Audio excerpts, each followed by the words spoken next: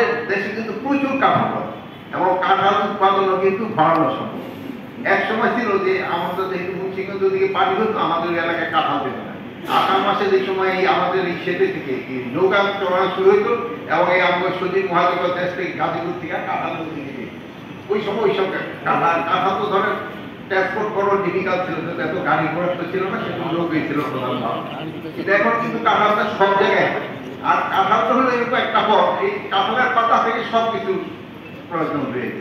এবার কোরবানির সময় দেখছেন যে কাঁঠালের কি প্রয়োজন, যে সময় ছাগলটা 2 দিন আগে কিনছেন এখন এটা খাওয়ার জন্য কাঁঠাল পাতা কিনতে, মানে এটা পাতার থেকে সব কথা কিন্তু ইম্পর্টেন্স হয়ে গেছে।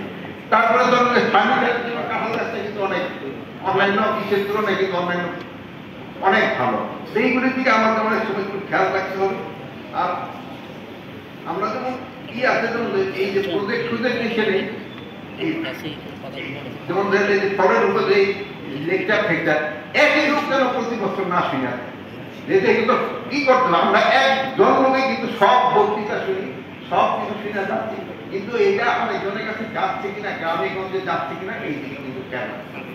এবার আমরা কিন্তু ফল গাছ লাগানোর জন্য অনেক ইয়ে দিচ্ছি, এই জন্য আমি বলি যে ইনস্টিটিউশনগুলির ক্ষেত্রে আপনারা একটু বেশি দেন, যেহেতু ফল গাছ লাগান, যেহেতু ফল গাছের লাগানে এটা শুধু খাবার জন্য না, এটা পরিবেশের জন্য কিন্তু একটা খুবই প্রয়োজনীয় জিনিস হয়ে গেছে।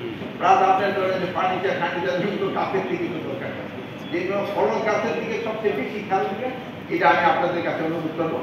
আর এই জিনিসটা আপনাদের যে নলেজটা এটা গ্রামে গঞ্জে ছড়াই দিতে হবে।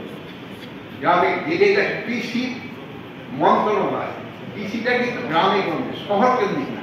এই জন্য যদিও আপনার ছাদ কৃষি একটা নাম দিয়া কিছু অপেক্ষা ঢাকা থাকতে চাচ্ছেন, ছাদ কৃষির কিন্তু সংখ্যা তো উল্টো, সংখ্যা তত উল্টা ওই প্রচার বেশি। গ্রামের কৃষির দিকে আপনারা যাবেন এই আমি আশা করবো। আপনারা সবাই ভালো থাকেন।